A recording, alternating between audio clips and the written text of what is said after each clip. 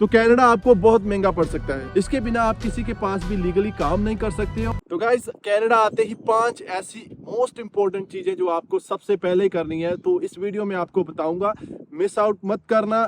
Number 5 पे जो है वो सबसे जरूरी है। तो नंबर 1 पे जो आता है वो है आपका सोशल इंश्योरेंस नंबर। वो यहाँ पे बहुत ही जरूरी है, क्योंकि उसके बिना आप यहाँ पे काम नहीं कर सकते हो।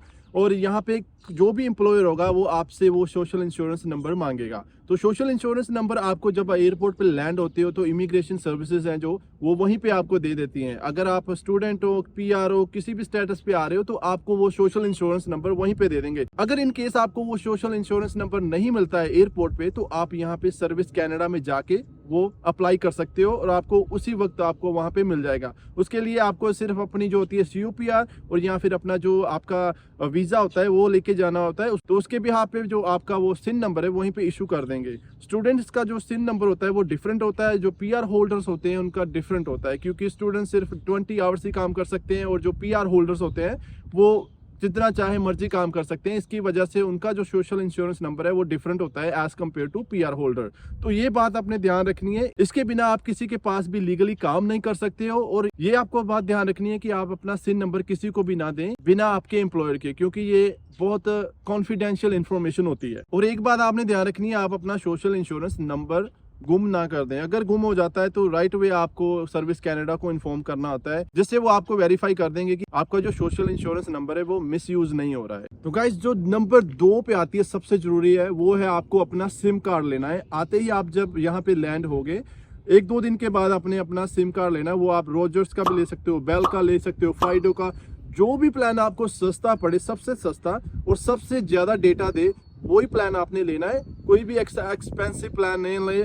अगर आपने फ़ोन लेना है तो डेफिनेटली आप ले सकते हो, जहाँ पे मोस्टली आईफोन लेते हैं, उसके साथ आपको अपना नया कनेक्शन मिल जाता है। पर मैं प्रेफर करूँगा आपको कि आप अपना घर से फ़ोन लेके आएँ, क्योंकि यहाँ पे जो आप कॉन्ट्रैक्ट फ़ोन लोगे ना तो वो आपको बहुत महंगे पड़ेंगे। अगर आप सिर्फ अपना सिम कार्ड यहाँ पे लोगे तो वो आपको $40 में मिल जाएगा, उसके बीच आपको 20 GB डेटा भी मिल जाएगा। पर अगर आप नया फ़ोन भी लेते हो, सिम भी लेते हो, तो आपको $120 में पड़ेगा अगर आप iPhone 14 लेते हो। तो अगर आपके पास सिम कार्ड नहीं होगा ना तो आपके पता ही आते तो कार आप लोगे नहीं। तो आपने जब भी जॉब्स के लिए जाना है या कहीं पे भी जाना है, आपने बसेस पे जाना होता है, तो उसके लिए आपको गूगल मैप्स की बहुत ज़रूरत पड़ेगी। बिना गूगल मैप्स के आप कहीं पे भी नहीं जा पाओगे। आपको पता ही नहीं चलेगा कि आपने कौन सी बस लेनी है। आप यहाँ पे किसी से पूछ नहीं सकते हो, पूछ तो सकते हो पर आपको बहुत प्रॉब्लम होगी। तो इसकी वजह से आप यहाँ पे गूगल मैप यूज़ करोगे और उसके लिए आपको डेफिनेटली सिम कार्ड चाहिए होगा। सिम कार्ड के बिना आप यहाँ पे इंटरनेट नहीं चला पाओगे। तो बहुत इजी हो जाता है अगर आप आते ही सिम कार्ड ले लोगे। और आप सस्ता सा प्लान लेना, कोई इतना महंगा प्लान मत लेना जिसमें बहुत सारा डेटा भी मिलता हो। यहाँ पे बहुत कंपटीशन है सिम कार्ड का, तो आपको बहुत अच्छे रेट्स भी मिल जाएंगे। तो सिम कार्ड के लिए आप अपना पासपोर्ट ले जा सकते हो। आप उनको बेसिकली एक प्रूफ चाहिए होता है। अगर आपके पास और कोई प्रूफ नहीं है तो आप अपना पासपोर्ट लेके जा सकते हो। तो नंबर 3 पे जो आता है वो है अपना आपका बैंक अकाउंट। आपने बैंक अकाउंट ओपन करना है। आपने 2-3 दिन में अपना बैंक अकाउंट ओपन करना है, क्योंकि उसका रीजन ये है कि आपको जो भी सैलरी यहाँ पे कनाडा में आके मिलेगी वो आपको डायरेक्ट डिपॉजिट आपके अकाउंट में होगी। यहाँ पे कैश की जो ट्रांजैक्शंस हैं वो बहुत ही मिनिमम है। यहाँ पे कोई भी एम्प्लॉयर आपको कैश नहीं पे करेगा। तो आपकी जो सैलरी है वो सीधी आपके बैंक अकाउंट में ही ट्रांसफर होती है। उसके बाद आपने अपना क्रेडिट कार्ड भी साथ में ही अप्लाई कर देना है। आपको 1-2 हफ्ते में आपका जो डेबिट कार्ड है वो और क्रेडिट कार्ड है वो आपके घर डिलीवर हो जाता है। क्रेडिट कार्ड लेने का जो सबसे बढ़िया फायदा होता है वो है कि आपकी क्रेडिट हिस्ट्री बिल्ड अप होनी शुरू हो जाएगी राइट वे। तो क्रेडिट आपने अपना राइट वे अप्लाई कर देना है, क्योंकि क्रेडिट के यहाँ पे फायदे ही फायदे हैं इन फ्यूचर में। तो बैंक अकाउंट ओपन करने के लिए आपको सबसे पहले चाहिए होगा अपना सिन नंबर। सिन नंबर वो मांगेंगे। सिन नंबर के बाद आपको अपनी एक आइडेंटिटी और प्रूफ मांगेंगे अगर आपके पास पासपोर्ट है। और उसके बाद अगर आप स्टूडेंट हो तो आपका जो स्टूडेंट वीजा होता है वो देखते हैं। वो डिपेंड करता है बैंक टू बैंक। और यहाँ पे बहुत सारे बैंक हैं। आप RBC बैंक ले सकते हो, स्कोशिया बैंक ले सकते हो, यहाँ पे TD बैंक है, BMO बैंक है। तो आपको ये दिमाग में रखना है कि कौन सा बैंक आपको मिनिमम मंथली फीस चार्ज कर रहा है। ये पॉइंट सबसे जरूरी है, क्योंकि यहाँ पे बहुत सारे बैंक ऐसे भी हैं जो कोई भी फीस नहीं चार्ज करते हैं। तो अगर आपको ऐसा बैंक मिल जाता है और आपको मतलब 1 साल के लिए कोई भी फीस नहीं चार्ज करते, तो आप डेफिनेटली उस बैंक को ही प्रेफर करना, सो दैट आप बहुत सारा पैसा अपना बचा सके। तो नंबर 4 पे गाइस जो आता है वो स्टेप है कि आपने अपना ड्राइविंग लाइसेंस आते ही अप्लाई कर देना है, वो भी विद इन 1 वीक आपने अप्लाई करना है, ताकि जो आपका जो G1 लाइसेंस है ओंटारियो में वो राइट वे आपको मिल जाए, और उसके बाद अपना जो G2 है और G लाइसेंस है वो आप ले लें। अगर आपके पास यहाँ पे G लाइसेंस होगा तो आपके पास बहुत सारी जॉब्स अपॉर्चुनिटीज होंगी, क्योंकि यहाँ पे जो जॉब्स होती हैं वो मोस्टली डिमांड करती हैं कि आपके पास G लाइसेंस हो, क्योंकि आपको ट्रैवल करना पड़ता है यहाँ पे एक पॉइंट से दूसरे पॉइंट पे। अगर आप बसेस में जाते हो तो टाइम बहुत कंज्यूम होता है, तो एम्प्लॉयर्स मांगते हैं कि आपके पास लाइसेंस हो।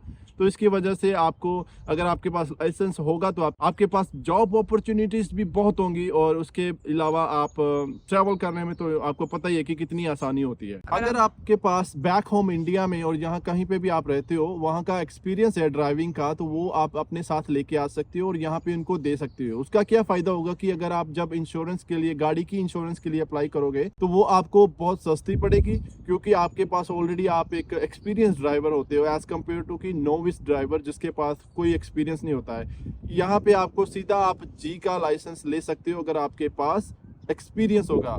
अगर आपके पास एक्सपीरियंस नहीं है तो आपको पहले G1 देना होता है, जो कि बहुत इजी होता है, थोड़े से क्वेश्चंस होते हैं, और उसके बाद आप अपना G2 देंगे।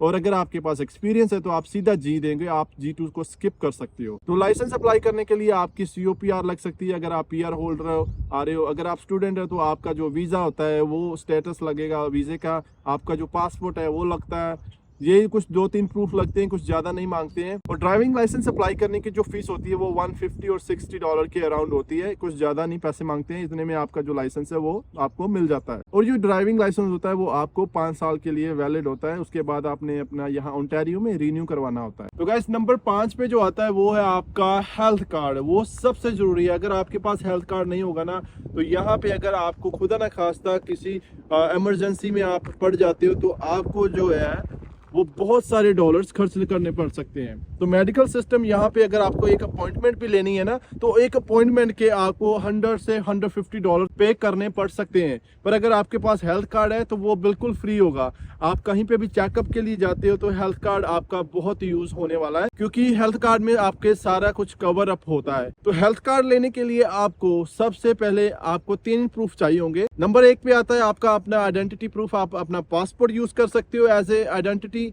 और उसके बाद आपका जो है बैंक अकाउंट है तो उसकी जो स्टेटमेंट होती हैं वो आप लेके जा सकते हो। अगर वो नहीं है तो आप अपना क्रेडिट कार्ड भी यूज कर सकते हो एज ए प्रूफ। तो तीसरा पॉइंट है वो है आपका ड्राइविंग लाइसेंस, आप as a residence proof use कर सकते हो। इन 3 प्रूफों के बेस पे आपको जो हेल्थ कार्ड है वो इशू हो जाता है। अगर आप स्टूडेंट हो तो आपको हेल्थ कार्ड नहीं मिलेगा, बट अगर आप वर्क परमिट पे हो तो आपको अपना हेल्थ कार्ड इशू हो जाएगा। आप PR हो तब भी आपको अपना हेल्थ कार्ड है वो मिल जाएगा। पर जो स्टूडेंट्स होते हैं उनको इंश्योरेंस लेनी पड़ती है यहाँ पे आके, तो वो बहुत जरूरी है। तो अगर आपके पास हेल्थ कार्ड नहीं है, तो जहाँ कोई इंश्योरेंस नहीं है, तो कनाडा आपको बहुत महंगा पड़ सकता है। तो मेक श्योर करें कि ये सारे पॉइंट्स आप आते ही फॉलो करें। और guys I love you all. Make sure आप वीडियो को लाइक करें और सब्सक्राइब करें चैनल। मुझे बहुत मोटिवेशन मिलता है जब भी आप कमेंट्स करते हो, और मुझे बताएं अगर आप किस टॉपिक पे आप नेक्स्ट वीडियो चाहते हो तो मैं उसको भी कवर अप करूंगा। थैंक यू गाइस, मिलते हैं नेक्स्ट वीडियो में।